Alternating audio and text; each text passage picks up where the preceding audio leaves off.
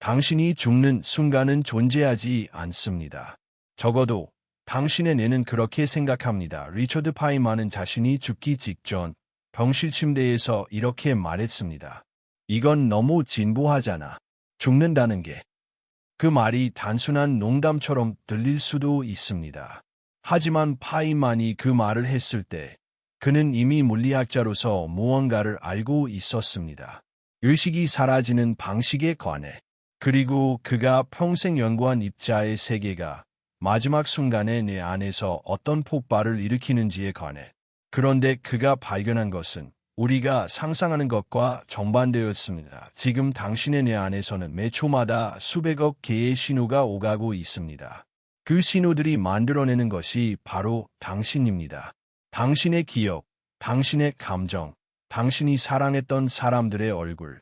그런데 심장이 멈추고 산소 공급이 끊기는 순간 그 신호들은 사라지는 것이 아닙니다. 폭발합니다. 과학자들이 실제로 측정했습니다. 뇌가 꺼지기 직전 7분 동안 뇌파는 오히려 깨어있을 때보다 훨씬 강력해집니다. 마치 뇌가 마지막으로 모든 것을 기억하려는 듯이. 그리고 여기서 세 번째 질문이 생깁니다. 만약 그 7분이 실제로 당신의 뇌 안에서는 7분이 아니라면 시간이란 우리가 생각하는 방식으로 흐르지 않을 수 있습니다.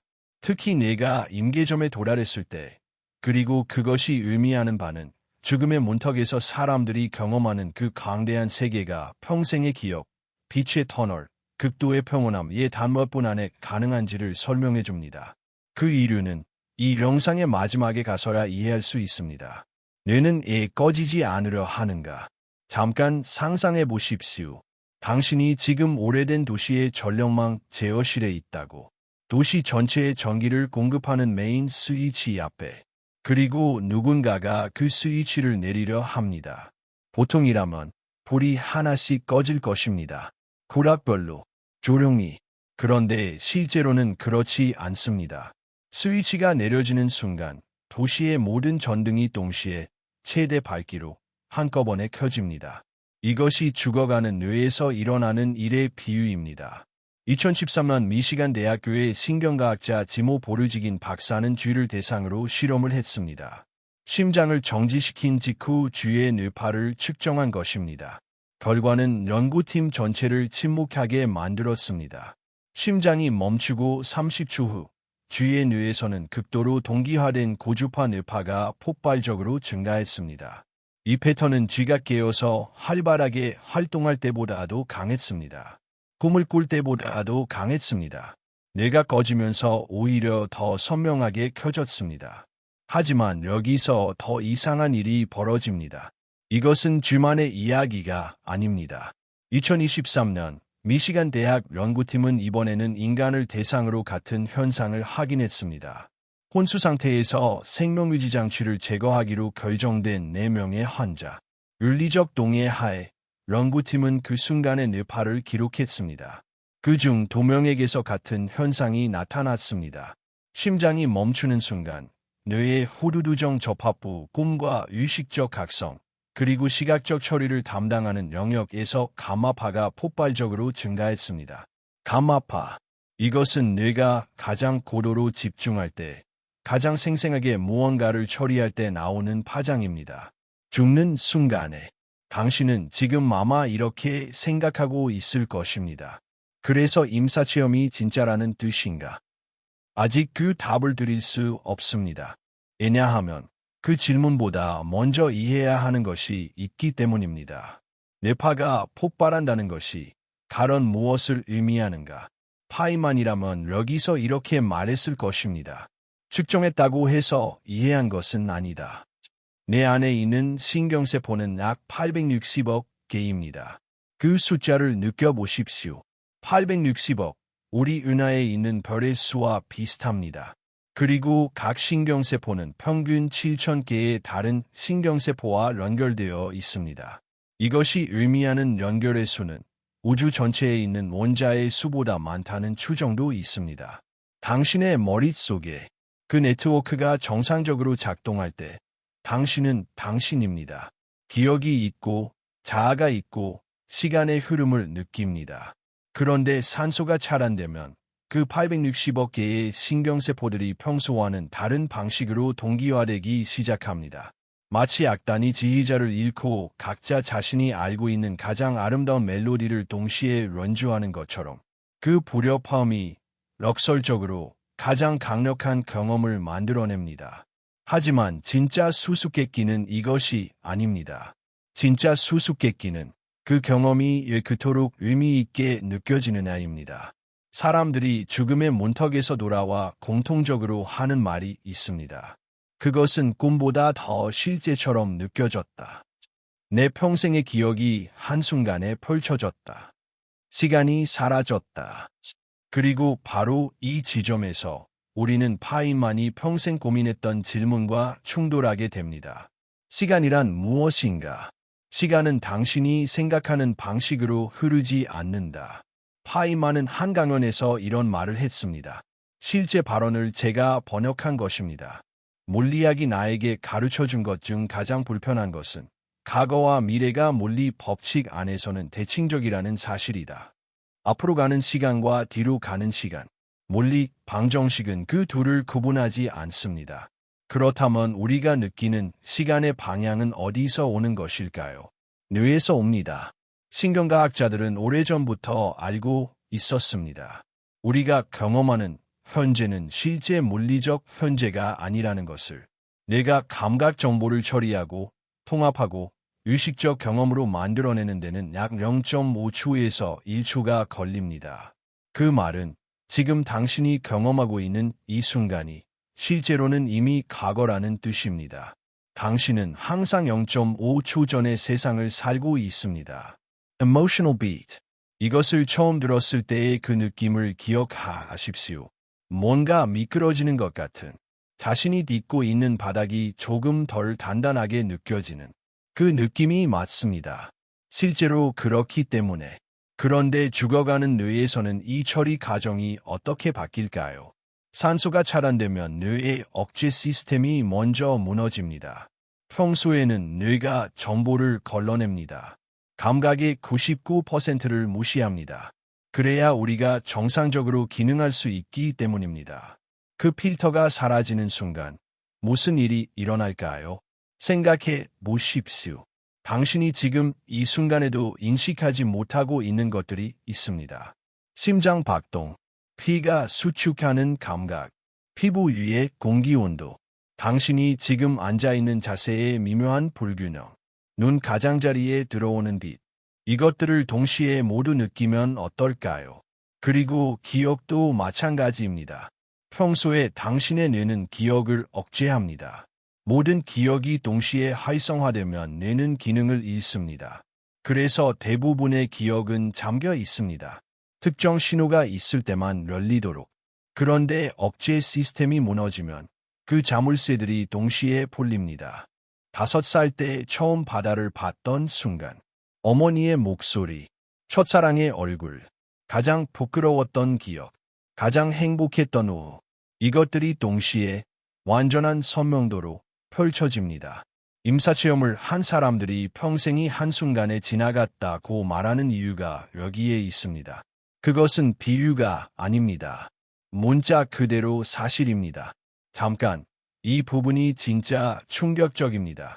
그 7분이 당신의 뇌 안에서는 7분이 아닐 수 있습니다. 시간 지각은 뇌가 처리하는 정보의 밀도에 비례합니다. 이것은 이미 신경과학적으로 잘 알려진 사실입니다. 위험에 처했을 때 시간이 느려지는 것처럼 느껴지는 이유가 여기에 있습니다. 뇌가 평소보다 훨씬 많은 정보를 처리하기 때문에 주관적 시간이 늘어납니다. 자륜악화를 경험한 사람들은 말합니다. 5초가 1분처럼 느껴졌다고. 이제 상상해 보십시오. 억제 필터가 완전히 사라지고 860억 개의 신경세포가 동시에 폭발적으로 활성화된 뇌에서 그 7분이 뇌 안에서는 얼마나 길게 느껴질까요? 몇 시간, 며칠, 아니면 그 이상.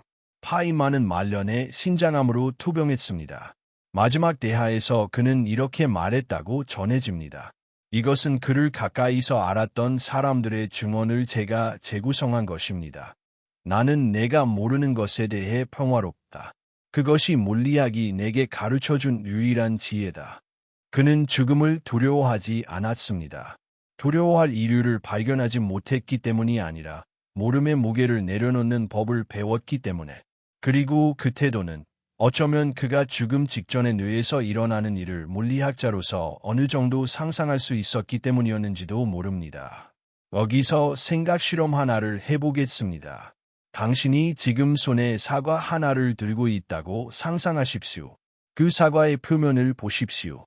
붉은색, 약간의 광택, 손 안에 느껴지는 무게. 지금 당신이 경험하고 있는 그것은 실제 사과가 아닙니다. 빛이 사과에 반사되어 눈에 들어오고 내가 그것을 해석한 결과입니다. 내가 만들어낸 모델입니다. 사과의 실제 모습은 당신이 절대로 알 수 없습니다. 이것은 인식론의 기본이고 철학자들이 수백 년간 다뤄온 이야기입니다. 그런데 이것이 죽음과 무슨 관련이 있을까요? 모든 것이 관련되어 있습니다. 우리가 경험하는 현실 전체가 뇌의 구성물이라면 내가 마지막으로 만들어내는 그 경험은 어떤 현실일까요? 뇌가 억제 없이, 필터 없이 860억 개의 신경세포 전부를 동원해서 만들어내는 그 세계는 어쩌면 우리가 평생 살아온 이 세계보다 더 선명한, 더 고해상도의 현실일 수 있습니다. 임사체험을 한 사람들이 공통적으로 하는 말 중 하나가 있습니다. 거기서 경험한 것이 여기보다 더 실제 같았다. 이제 그 말이 조금 다르게 들리기 시작하지 않습니까? 하지만 열어둔 질문 하나가 아직 있습니다. 임사체험을 한 거에 모든 사람이 공통적으로 보고하는 것이 있습니다. 엄청난 빛, 눈이 멀 것 같지만 고통스럽지 않은 빛, 그 빛을 향해 가고 싶다는 느낌. 이것은 무엇일까요? 과학은 여기서 흥미로운 설명을 제시합니다. 그리고 동시에 그 설명이 오히려 더 깊은 질문을 낳습니다. 망막의 신경세포도 산소 공급이 끊기면 무작위로 발화합니다. 시각 피질이 그것을 빛으로 해석합니다. 이것이 빛의 터널의 기계론적 설명입니다. 하지만 이 설명은 한 가지를 설명하지 못합니다. 왜 그 빛이 그렇게 아름다운가? 이것은 사과 하나의 이야기가 아닙니다. 이것은 아름다움이 어디에서 오는가의 이야기입니다. 내가 만들어내는 경험이라면 내가 만들어내는 아름다움도 실제합니다. 내가 구성해낸 것이라는 사실이 그 경험의 실제성을 부정하지 않습니다. 오히려 반대입니다. 파인만은 꽃의 아름다움에 대해 이야기한 적이 있습니다. 친구 하가가 과학자는 꽃을 보고 아름다움을 느끼지 못할 것이라고 했을 때 파인만은 이렇게 답했습니다. 나는 꽃에서 당신이 보는 아름다움을 나도 봅니다. 동시에 그 아래에 있는 세포의 구조도 봅니다. 그것이 아름다움을 빼앗지 않습니다. 더합니다. 죽어가는 뇌가 만들어내는 그 빛이 신경세포의 무작위 발화라는 것을 알면서도 아름다울 수 있습니다. 아니, 그것을 알기 때문에 더 아름다울 수 있습니다. 860억 개의 세포가 마지막으로 함께 빛을 만들어내고 있습니다. 하지만 아직 두 번째 질문에 답하지 않았습니다. 그 경험 이후에 무엇이 있는가? 의식은 어디로 가는가? 이제 우리는 가장 불편한 영역으로 들어갑니다. 뇌파가 폭발한다는 것, 시간 지각이 늘어날 수 있다는 것, 기억이 동시에 펼쳐진다는 것, 이것은 모두 신경과학이 설명할 수 있는 영역입니다. 하지만 그 이유는 뇌파가 완전히 평탄해진 이유, EEG 모니터의 직선만 남은 이유, 임상적으로 사망이 선고된 이유, 그때 무엇이 있을까요? 솔직히 말씀드리겠습니다. 아무도 모릅니다. 그리고 모른다고 말하는 것이 이 질문에 대한 가장 정직한 답입니다. 하지만 이상한 일이 있습니다. 그것은 다른 방향에서 옵니다. 앙자력학에서, 파이만의 영역에서, 파이만은 평생 양자전기역학을 연구했습니다. 그 이론의 핵심에는 관측자 문제가 있습니다. 측정되기 전까지 입자는 특정 상태로 존재하지 않습니다. 여러 가능성의 중첩 상태로 있습니다. 관측이 일어날 때 비로소 하나의 현실로 붕괴됩니다. 그렇다면 관측자, 즉 의식이 사라지면 어떻게 될까요? 이것은 파이만도 완전히 해결하지 못한 질문입니다.